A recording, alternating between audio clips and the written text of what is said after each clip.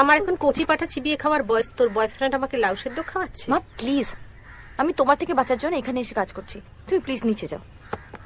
এই সকালবেলা কাজ কেন করছিস? রাতের বেলা কি করছিলে? শরীর খারাপ করছিল। ও, শরীর খারাপ করছিল। কি রকম শরীর খারাপ করছিল রে? মানে মানে আমাকে তুই বোঝাতে আসিস না, তোর বয়সটা কিন্তু আমি পেরিয়ে এসেছি। হ্যাঁ মা, তুমি যেটা ভাবছো সেটা না। একদম টুপি পড়াবে না, একদম টুপি পড়াবে না। এইসব ফষ্টি নষ্টি করার জন্য না এখন অনেক ওষুধপত্র বেরিয়েছে, সেগুলো খেয়ে নাও, ঠিক থাকবে।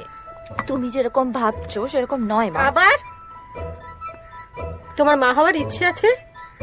ইচ্ছের থেকে বড় কথা তোমার যোগ্যতা আছে। মা হলে কিন্তু এরকম ল্যাংটা জামা কাপড় পরে ঘুরে বেড়াতে পারবে না। ল্যাংটা হয়ে ঘুরে বেড়াও বলেই বলেছি। বসো,